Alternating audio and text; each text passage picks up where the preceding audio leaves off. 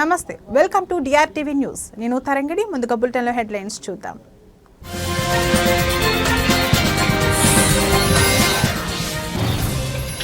Betting apps కేసులో ED దూకుడు. విచారణకు హాజరైన హీరో విజయ్ దేవరకొండ.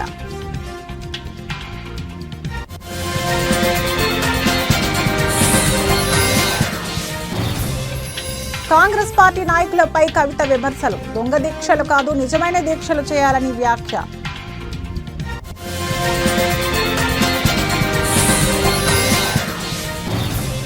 సృష్టి ఫెర్టిలిటీ స్కామ్ లో మరో మలుపు. బ్యాంకు ఖాతాల్లో కోట్ల రూపాయలు ఉన్నట్లు గుర్తించిన పోలీసులు.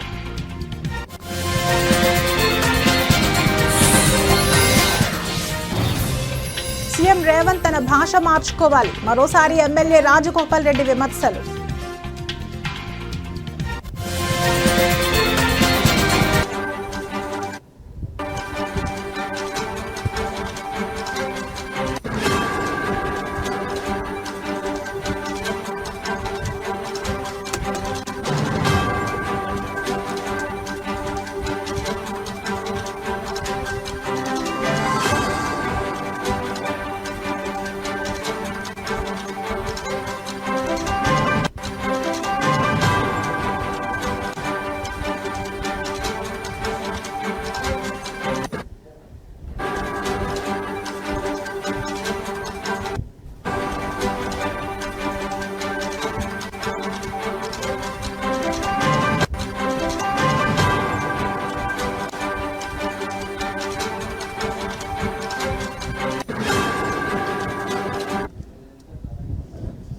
బ్రేకింగ్ న్యూస్ చూస్తున్నాం. బెట్టింగ్ యాప్ కేసులో ఈడీ దూకుడు పెంచింది. బెట్టింగ్ యాప్ ప్రచారం కేసులో నేడు టాలీవుడ్ హీరో విజయ్ దేవరకొండ ఈడీ విచారణకు హాజరయ్యారు.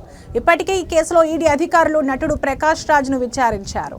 మళ్లీ బెట్టింగ్ యాప్స్ ప్రమోట్ చేయనని ప్రకాష్ రాజ్ చెప్పారు. ఈ రోజు విజయ్ దేవరకొండ విచారణకు హాజరైన నేపథ్యంలో రౌడీ బాయ్ ఏం చెబుతాడో అని సర్వత్రా ఆసక్తి నెలకొంది.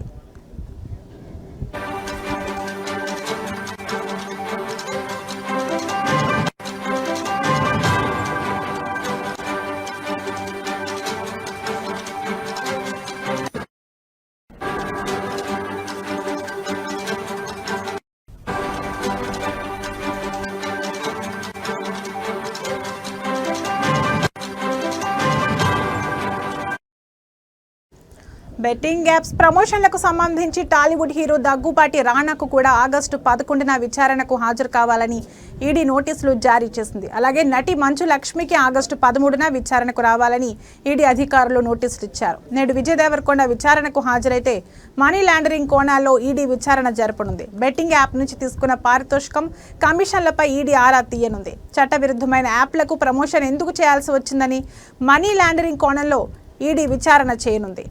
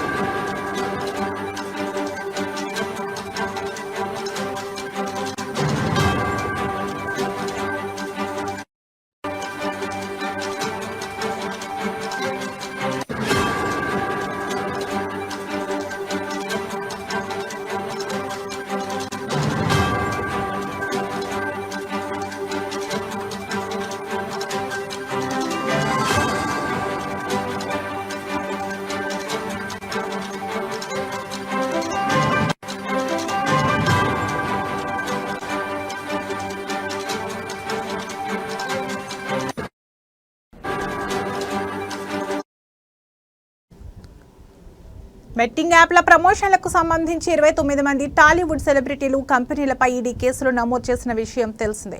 విజయ్ దేవరకొండ, దగ్గుబాటి రానా, మంచు లక్ష్మి, ప్రకాష్ రాజ్, నిధి అగర్వాల్, అనన్య నాగళ్ళ, శ్రీముఖి, దివి తదితరులపై సైబరాబాద్ పోలీసుల ఎఫ్ఐఆర్ ఆధారంగా ఈడీ విచారణ చేస్తుంది. సినీ సెలబ్రిటీలు, యూట్యూబర్స్, ఇన్ఫ్లుయెన్సర్లపై PMLA కింద ఈడీ విచారణ చేస్తోంది.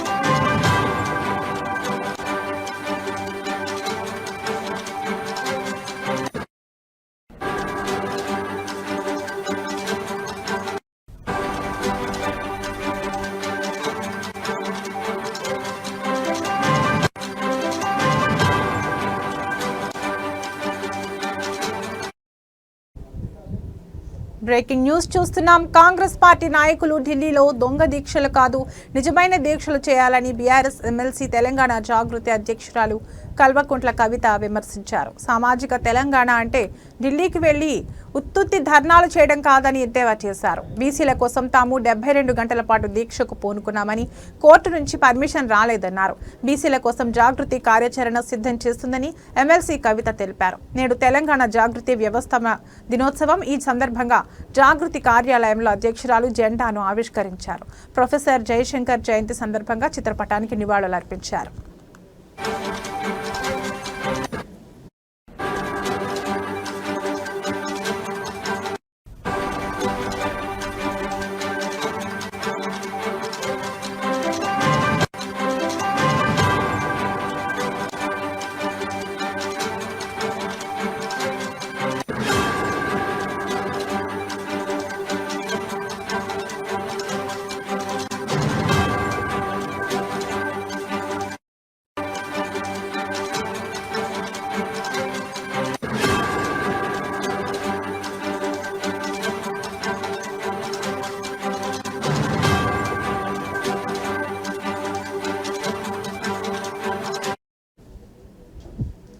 తెలంగాణ ఉద్యమం సమయంలో కేసీఆర్ చెప్పినట్లుగా వారి బాటలో తెలంగాణ జాగృతి ముందుకు వెళ్ళింది.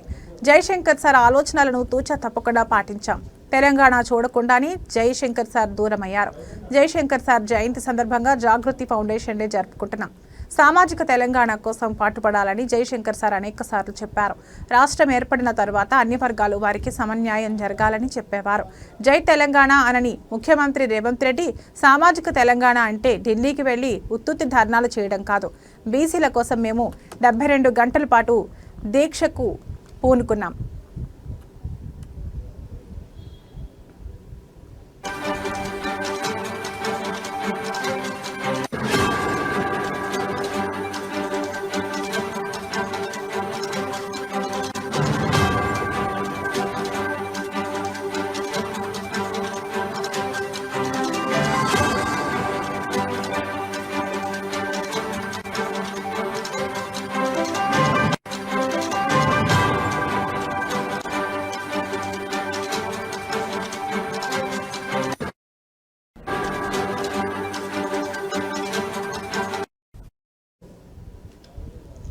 కోర్టు నుంచి మాకు పర్మిషన్ రాలేదని తెలంగాణ జాగృతి అధ్యక్షురాలు కల్వకుంట్ల కవిత చెప్పారు.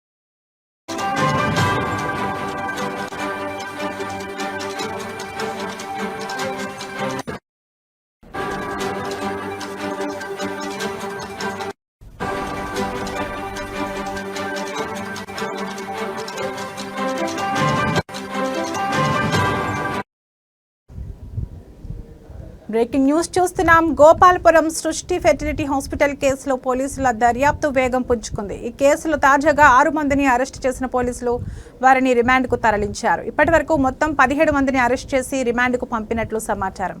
అరెస్ట్ అయిన వారిలో డాక్టర్లు, ఏజెంట్లు, ముఖ్యంగా మహిళా ఏజెంట్లు అధికంగా ఉన్నారు.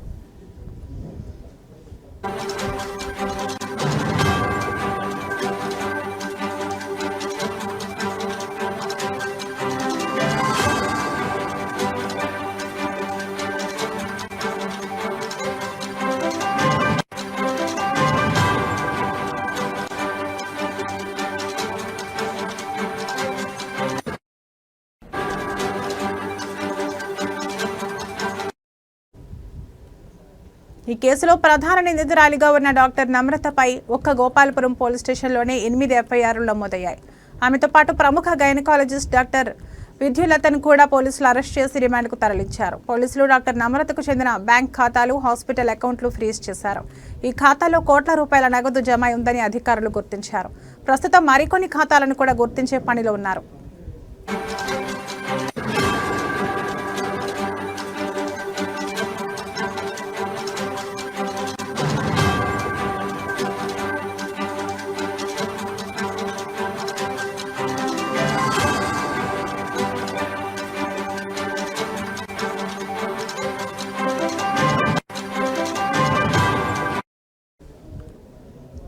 ఇప్పటి వరకు దర్యాప్తులో బయటపడిన వివరాల ప్రకారం సృష్టి ఫెర్టిలిటీ సెంటర్ ద్వారా 70కి పైగా భార్యాభర్తలు IVF చికిత్స కోసం వచ్చి సరోగసి పేరుతో మోసపోయారని పోలీసులు వెల్లడించారు.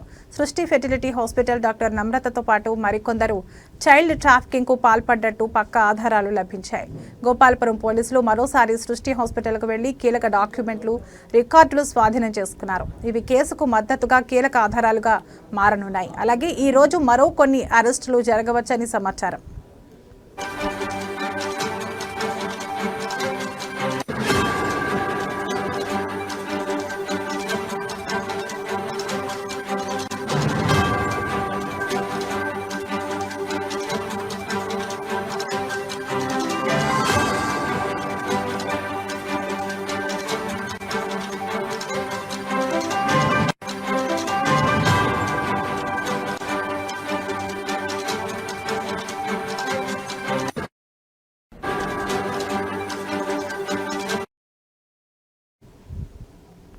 నిందితుల జాబితా ఇంకా పెరిగే అవకాశం ఉంది. పోలీసులు డాక్టర్ నమ్రత అనుబంధంగా ఉన్న ఇతర హాస్పిటళ్లను, ఆసుపత్రుల్లోని కార్యకలాపాలను పరిశీలిస్తున్నారు. అక్రమంగా సంపాదించిన డబ్బును వేరే అకౌంట్లలోకి మళ్లించి ఉండే అవకాశం ఉన్నందున ఆ దిశగా విచారణ జరుగుతోంది. ఈ కేసు కేంద్రం దృష్టికి వెళ్లే అవకాశం కూడా ఉంది. ఎందుకంటే చిన్నారుల అక్రమ రవాణా వంటి విషయాల్లో ప్రభుత్వాలు కఠినంగా వ్యవహరించనున్నాయి.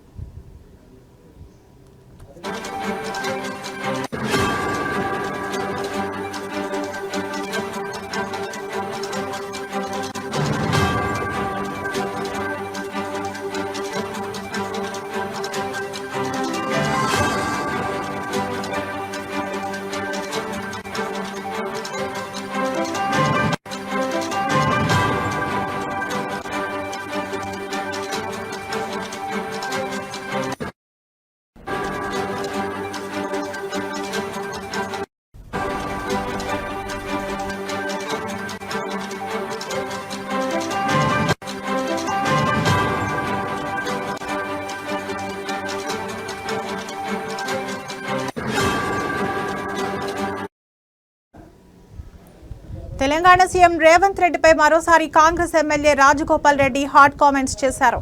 సీఎం ప్రతిపక్షాలను తిట్టడం మానేసి ప్రభుత్వం ఏం చేస్తుందో చెప్పాలి.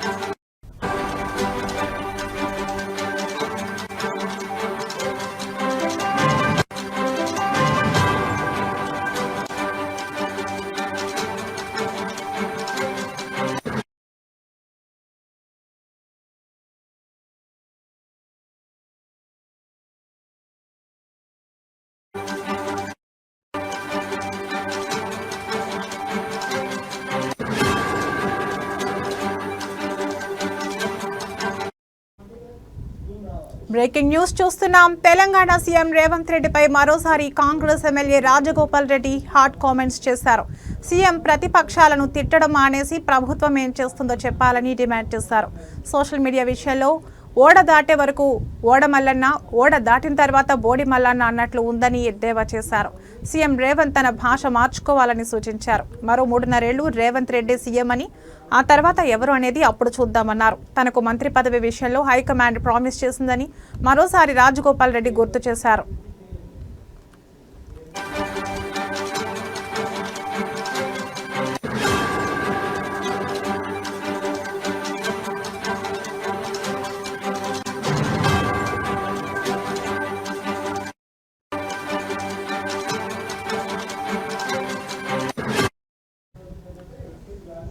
ఎమ్మెల్యే రాజగోపాల్ రెడ్డి మీడియాతో మాట్లాడుతూ సీఎం రేవంత్ రెడ్డి తన భాష మార్చుకోవాలని, ప్రతిపక్షాలను తిట్టడం మానేసి కాంగ్రెస్ ప్రభుత్వం ఏం చేస్తుందో ప్రజలకు చెప్పాలి.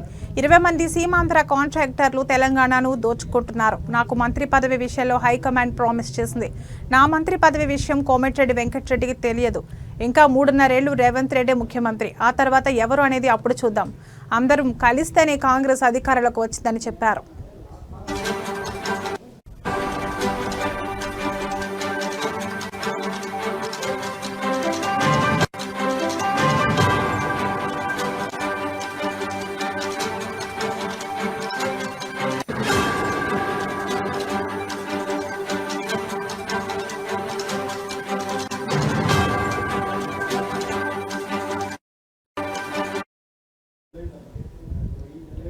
సోషల్ మీడియా విషయంలో ఓడ దాటే వరకు ఓడమల్లన్న, ఓడ దాటిన తర్వాత బోడి మల్లన్న అన్నట్లు ఉంది సీఎం రేవంత్ రెడ్డి వైఖరి.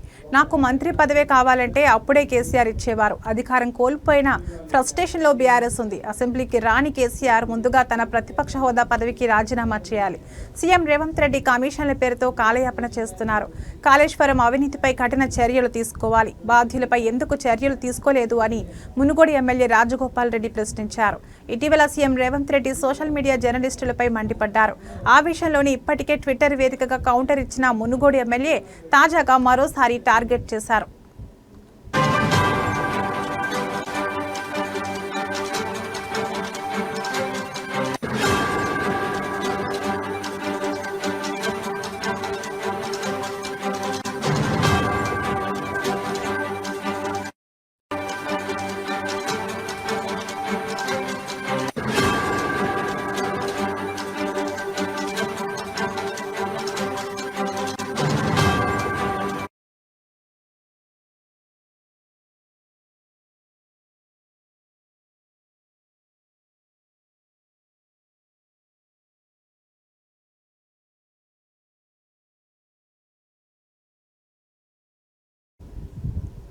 మాజీ మంత్రి సబితా ఇంద్రారెడ్డికి అవమానం జరిగింది. మహిళా ఎమ్మెల్యే అని చూడకుండా సబితా ఇంద్రారెడ్డి మీదకు కాంగ్రెస్ కార్యకర్తలు దూసుకొచ్చారు. సబితా ఇంద్రారెడ్డికి మహిళా పోలీసులతో రక్షణ ఇవ్వకుండా పోలీసులు చోద్యం చూశారు. మహేశ్వరం నియోజకవర్గంలో రేషన్ కార్డుల పంపిణీ కార్యక్రమంలో ప్రోటోకాల్ ఘర్షణ జరిగింది. బాలాపూర్లో మంత్రి శ్రీధర్ బాబు పాల్గొన్న కార్యక్రమంలో ప్రోటోకాల్ పాటించకుండా వేదిక మీద ఓడిపోయిన కాంగ్రెస్ ఎమ్మెల్యే లక్ష్మారెడ్డి కూర్చుంటే ఇదేం పద్ధతి అని అడగగా సబితా ఇంద్రారెడ్డి మీదకు కాంగ్రెస్ కార్యకర్తలు దూసుకొచ్చారు.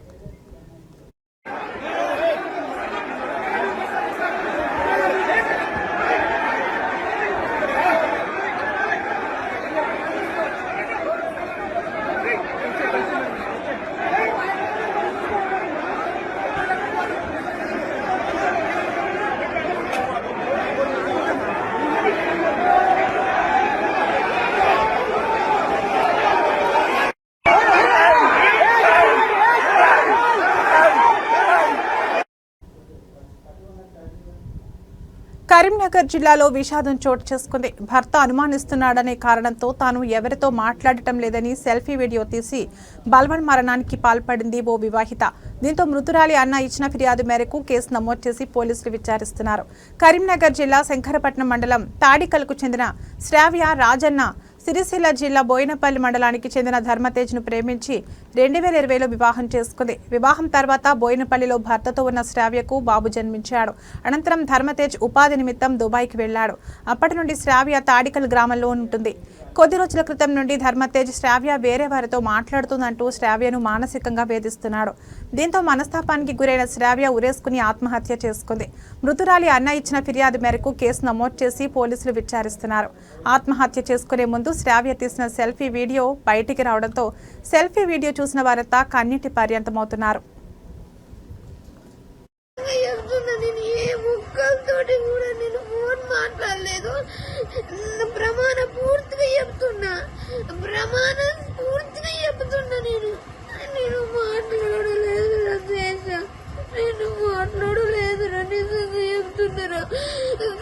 కొడుకున్న మంచి చూసుకురా తేజ, నా కొడుకు ఇవ్వలేరు తేజ.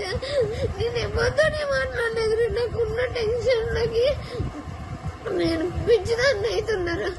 నువ్వు ఇంకా పెద్ద టెన్షన్ పెట్టినావు. నేను ఎవరితోనే మాట్లాడలేదురా. నేను నిజంగా చెప్తున్నా. తోడు, దేవుని తోడు, నా కొడుకు తోడు. నేను ఎవరితోటి మాట్లాడలేదు. చూసిపోతా. నువ్వు ఎట్లనైనా మంచిగానే ఉంటావు, నాకు తెలుసు. రంజివాడ. ఇవి ఇప్పటి వరకు నా బులెటిన్ అప్డేట్స్. మరో బులెటిన్లో మళ్ళీ కలుద్దాం. నమస్తే.